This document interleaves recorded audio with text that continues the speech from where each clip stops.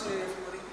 My name's Sarah Lenton, and I work at the Royal Opera House in the Coliseum, and you may have heard me on Radio 3. So I make my living by talking about opera. And here we have Jonathan Cohen, who's going to conduct tonight, and Sarah Fay, who is down as the movement director, but seems to be the assistant director as well. So we're going to have a lot of fun talking about the show tonight. And before I sit down, I'm going to do my pre-performance mode for about 2 minutes, just to quickly outline the story. It's one of those Greek myths.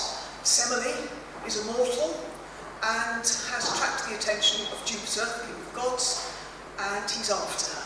And she herself is quite affected by Jupiter, and is not very pleased at the beginning of the show when she finds herself being married to Prince Athamas, a mortal. She rather hopes that Jupiter will get her out of this, and he does. In fact, he whisks her off to a secure retreat. And this annoys quite a few people. Athamas, obviously, her father. Doesn't annoy her sister, Ino, too much, because her sister Ino is already in love with Athamas. So seeing her sister zip off isn't too much of a problem, at least in Act 1. The person it really annoys is Juno, the queen of the gods. As you know, Jupiter's much put upon wife, and as you will see in this show, has a very specific take on her character, which actually our Dr. Sarah found, and one can see why Juno might be extremely annoyed that he's got yet another girlfriend. And as the opera carries on, what you discover is that we see Jove and Semele and the progress of their love affair, and we see the ambition of Semele that she'd like to become immortal, and Jupiter starts thinking, I'd better think of a few diversions for this girl, so they happen, but all the time, Juno wishes to interrupt this love affair, find the secret retreat, insinuate her way in, and in the last act, manages to get in, and suggests to Semele that if she'd like to become immortal, the obvious thing to do is ask Jupiter to embrace her as he really is. For the purposes of this opera, Jupiter is immortal, in fact a tenor. But of course his natural shape is something we can't even imagine.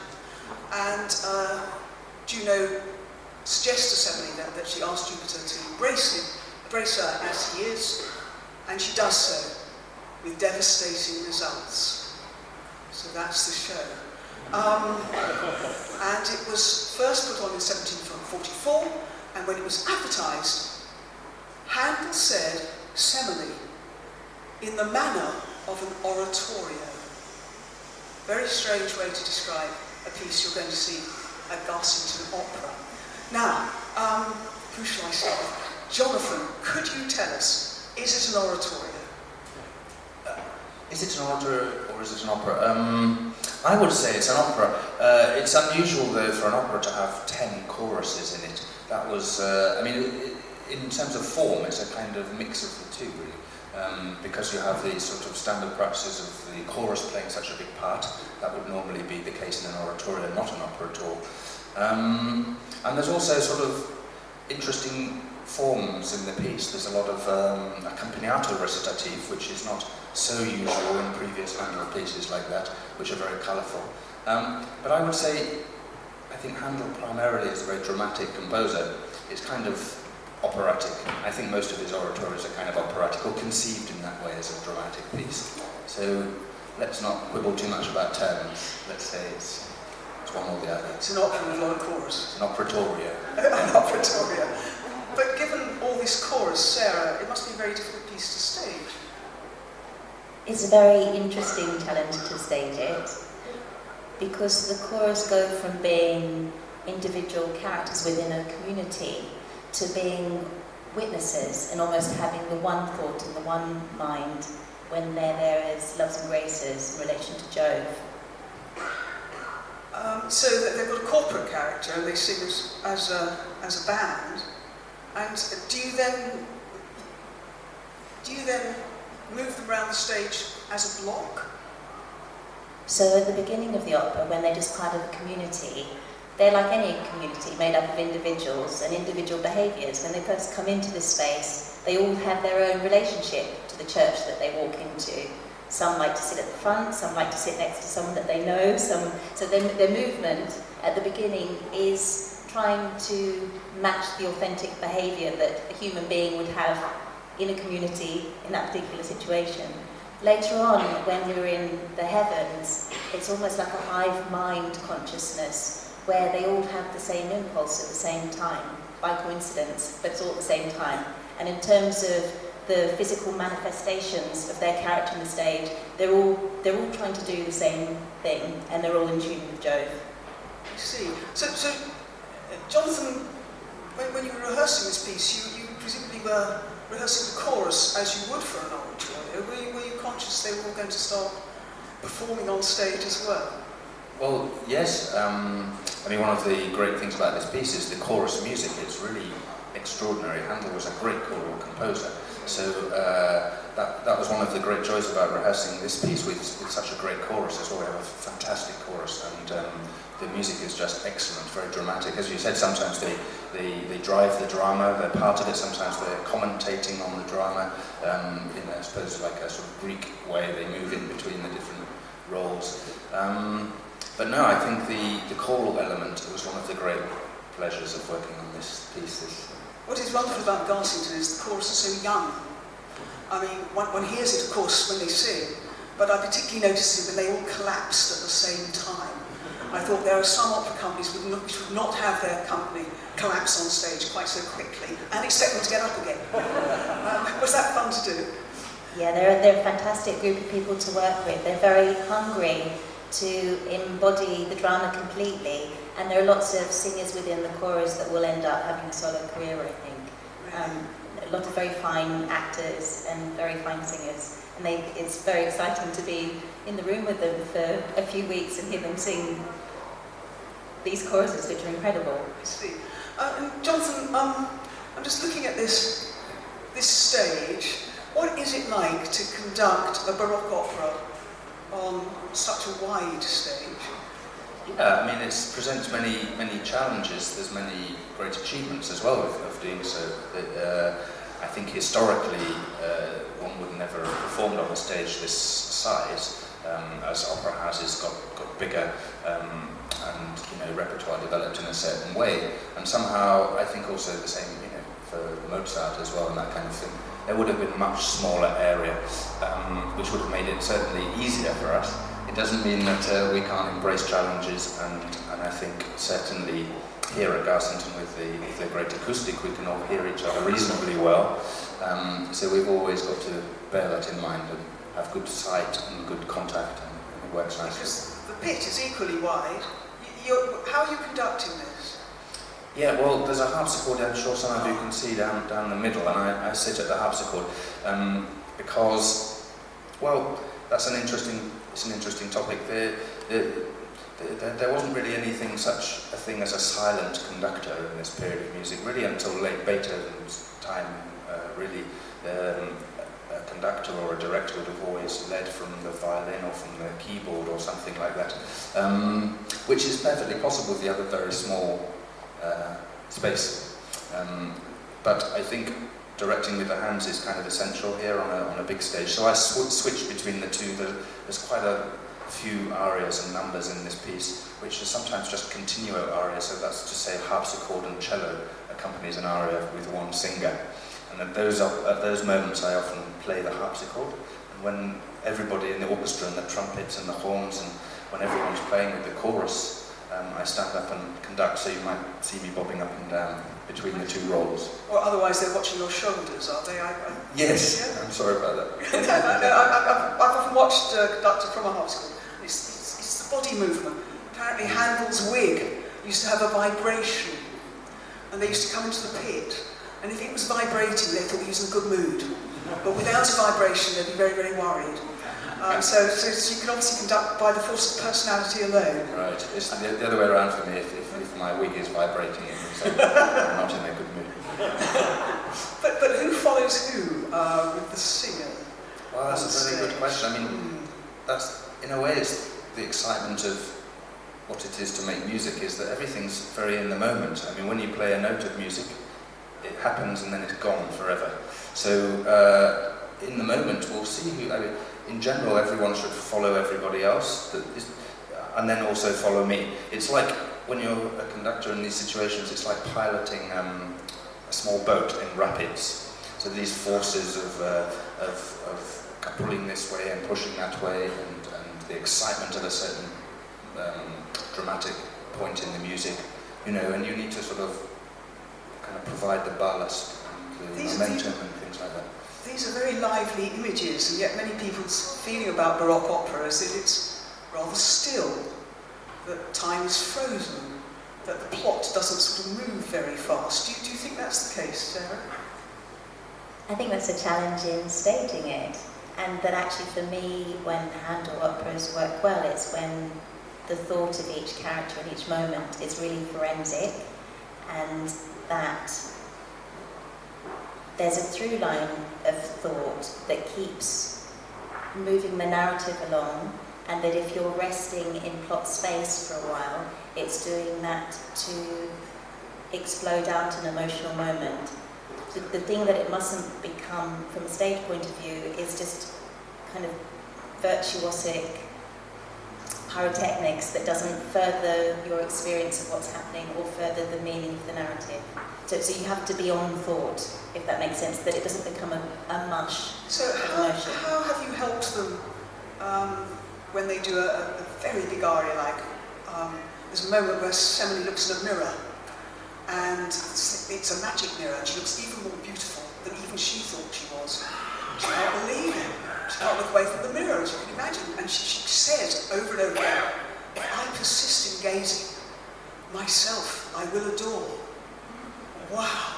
And then she does it again. How do you help her through that? So you have to diagnose each moment. So first of all, she might look in the mirror, and she might suddenly become aware of the moons in her fingers and become really kind of intricately involved in obsessing about them. And then she might realise that her dress looks like kind of molten metal. Or she might suddenly feel imaginatively the buds of wings springing on her back. And if you break down the thought, even though as an audience you might not be aware of the exact thought, it stays alive and it stays kind of glittering and relevant. Good heavens, and is there an analogous problem with you to get someone through an aria where it's quite repetitive?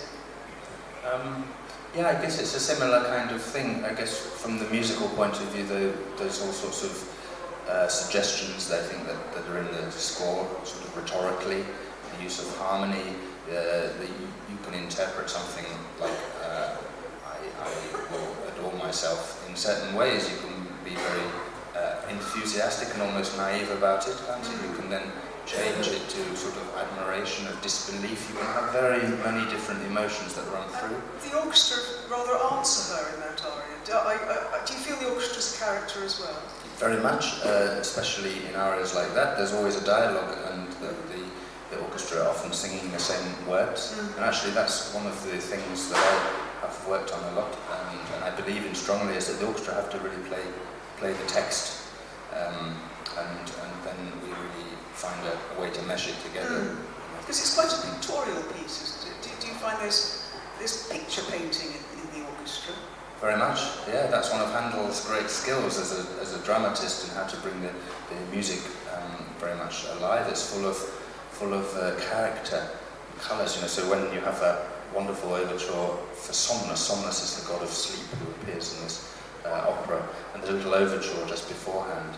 Handel uses, it's the only place in the opera with I think 2 bassoons that sit at the back there, double basses, so the whole texture is very low, and it sounds very much like you would imagine. It's a representation of sleepy overture, yes. Exactly. Yeah. What's wonderful about that is Somnus is the god of sleep, so he can't finish his aria. He just falls asleep again. It's a wonderful, wonderful piece. The humour of the piece has obviously struck your director. Is that brought out, do you feel, in the... It is. I don't want to say any spoilers. So. Can I just say that it's a real challenge making Pasithea dramatically be really interesting, and I'll be very curious to see how.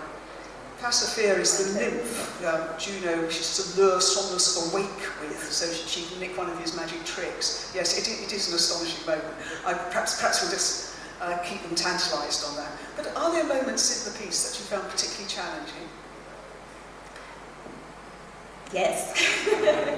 But for me, one of the most difficult moments is actually the final chorus, Endless Pleasure, because the chorus suddenly changed character. At the beginning of the piece, they're part of the community in which Semele has come from, and in Endless Pleasure, they're Team Jove, and they are of one mind, and they've become supernatural. And it's very difficult to cleanly change their character and give them something meaty to get their teeth into. And could you take us through a little bit about the director's thinking on Juno? Because she's presented in this opera in a way I've never seen. So the director felt that the morality of Semele isn't black and white, that marriage is lots of variations of greys, and that Juno, as goddess of family and hearth and home, gets pregnant at the drop of a hat and has many, many children. In our production, she produces lots of daughters, so every time she looks at Jove, she becomes pregnant and has a daughter. And she has to deal with the fact that a young human mortal is endlessly beguiling to Jove, and there've been many of them, and she has an eternal relationship with him, but doesn't live that relationship in such an exciting way anymore in our production. And so she's a jealous woman, and she's a woman who is associated with all those things that are around family life that we know to be true in relation to bringing up children. And so that she's a bit more dimensional maybe in productions that have her out of context. Yes, I see. In fact, thinking about Juno and thinking about her great first accompanied breasts as a teen makes me realise that one aspect of this piece, which I find, I mean, we've talked about the chorus, it's such a mixture of musical styles, wouldn't you say? Da capo arias, dramatic music, English music. Would you like to talk about the variety of music we get? Yeah, one of the choruses at the end, I think, reminds me of Purcell quite a lot. I mean, Handel, I think, has a great inheritance in the choral tradition, British choral tradition of the time. But, you know, like any great composer, I think he's always inventing. So a form isn't something that he comes down and says, well, this is the only way to compose. But he comes down and looks at this extremely interesting libretto, and it fires, you can see lots of creative thoughts in his process. And I think he finds, of course you have the da capo aria, which is a common thing, but I think then, especially in this opera, he's pushing the accompagnato recitative, he's expanding the dynamic of the chorus, and he's always looking for new ways to be creative, and I think that's one of the genius of Handel. This is a piece that was written just as Handel's operatic career had really finished, and opera for Handel, as we all know, was an Italian opera with starry Italian singers. Very, very expensive. You could only have 6 singers at a time on stage, and you never killed one off, not unless you wanted to be down to 5 people or 4 people on stage. And suddenly, he's doing these shows that are in English, with English singers who aren't actually perhaps quite as good as his Italian, or not as brilliant as his Italian singers, but to me, it gives Handel a freedom, do you think, to, you know, it's so, oh, I can do a ballad. Why don't we do a gavotte rhythm here? Why finish the da capo? There's this sense that I can do anything, because this is an English show. Do you feel this at all? Yeah, I mean, I'm sure there's some truth in that. I mean, as you know, that especially in London at that time, it was one of the places really where music is branching out commercially. So whereas before it's been mainly the domain of the church and the court, here now it's on sale to the public, and that becomes a very interesting thing, and I'm sure it directs Handel in certain ways, because he was a great businessman, a great entrepreneur. So he knew that the famous Italian singers of the day would put bums on seats and make money for him to do what he did. So all these, you know, societies were growing with that aim. So I mean, I don't know necessarily, because Semele was also the product of his oratorio. It was astonishingly commercial. He said, it's an oratorio, so you don't have to dress up. So don't wear your hoops, you know, these great big skirts, and don't wear swords if you're a man. That meant he could double the capacity of his theatre, because he could squash them in. But he still charged them opera house prices. I mean, we're talking a real businessman here. And it was in English. And suddenly the middle classes started appearing. And because it's in English, was the text something quite specific, surely, in the rehearsal room, was it? Did you have to really work on their English diction? Yes, I mean, you'd need to ask Susie about that probably, and Johnny. But yeah, I mean, for me the interesting thing is that, well, especially with the choruses, the text is often 2 sentences in a chorus, and you can get lost quite easily in the music, especially on the page, because you're going forwards and backwards, and you've got a da capo, you're going back to an A section. And it's what I was talking about before, you need to be very specific about your relationship to the text, and that your relationship to the text changes within repeated text. Okay, because... And it helps anchor it. One of the singers said to me, I translated the show, I put it into modern English. Was there a problem with quite an I mean, it's a Congreve libretto, it's quite an old libretto, isn't it? Well, we don't use the word very much as a verb anymore. Like, we like fallen meteors. There's lots of text like that in the libretto. Yes. Yeah, and actually people who have English as a second language Heavens. had lots of issues, yeah. In terms of needing translations. I see, and that would have been part of what you were looking for too, would it? I think it was very interesting to have the Old English, because you can see by the way that it's set musically where the accents fall. So, for example, one of Juno's accompaniato recitals, she sings, "Conjure him by his oath." Okay. The setting really is the accent on conjure. And there was a talk of should we make it conjure him by his oath? Will everyone understand? Conjure him. Yeah. And I think we decided, of course, we must have conjure him by his oath. It's a wonderful word, and it's set in a particular way. And I don't think we should try and make excuses and modernize it in any way. I think there's people have also the words up there as well. Yes. It's our job to make them as clear and as possible, both in intention and in pronunciation. I think it's a wonderful thing. I enjoyed that aspect of it a lot. Anyway, you get the jokes at once, which is marvellous. You don't have to wait for the cert item to give it to you, presumably, yes. I was thinking about the English, and the singer involved said to me,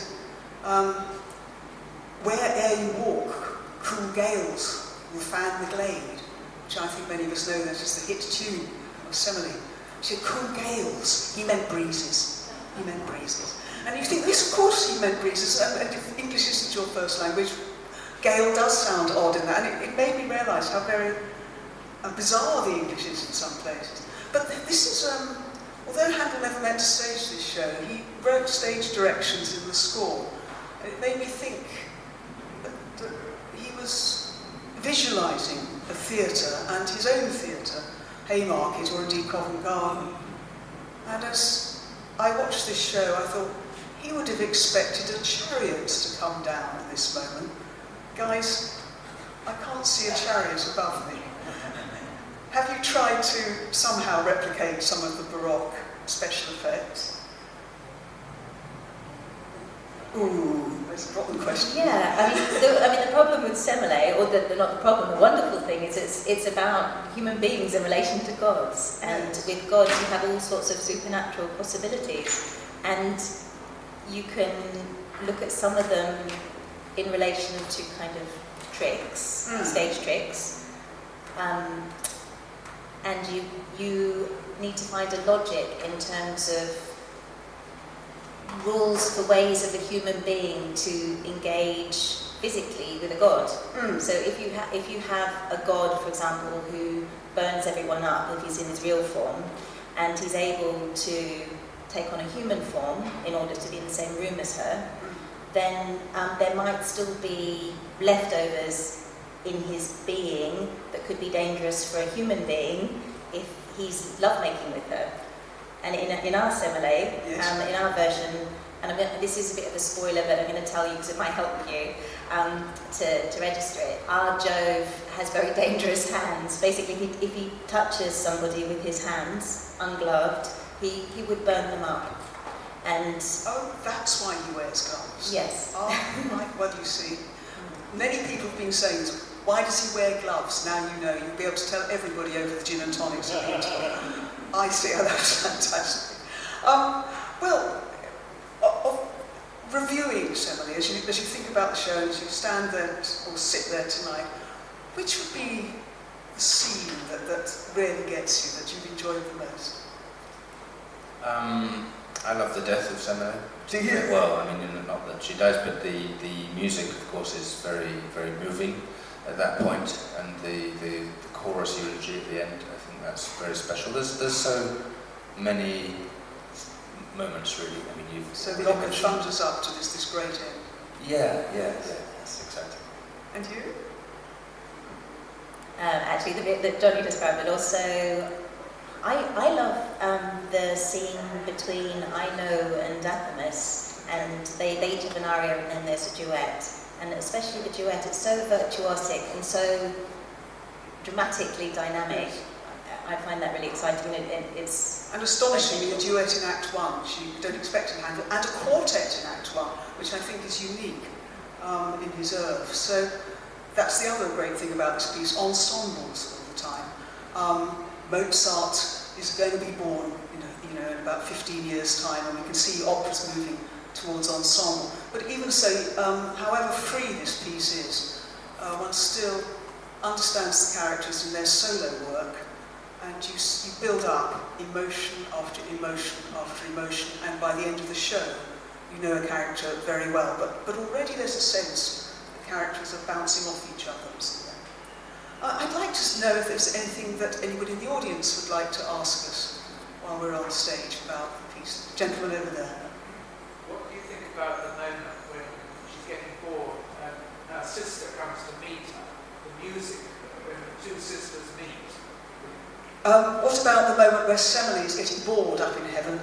Ino comes to meet her and the two sisters meet. Yes, there's a little musical diversion there, isn't there? What happens is we sort of go into the church and have a little musical diversion about the heavenly spheres, because the sister of Semele basically sings about how wondrous a journey was through the heavens.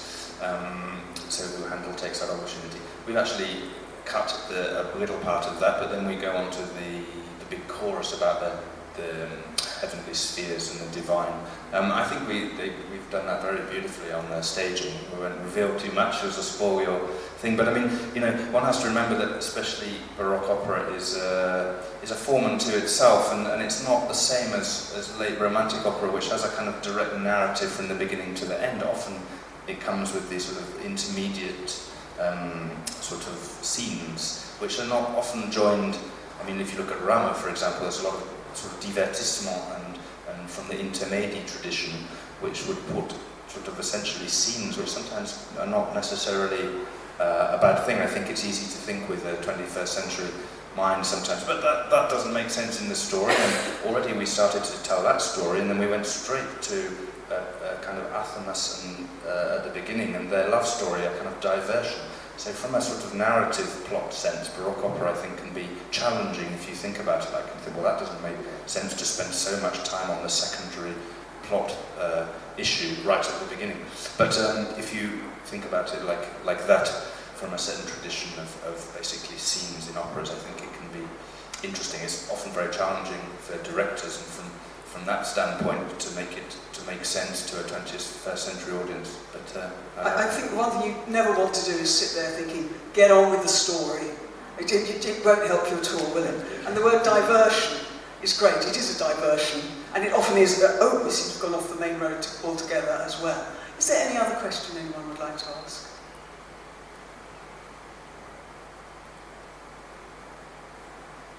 No? Well, it sounds as though that the real question is, when can we get to the bar, perhaps? I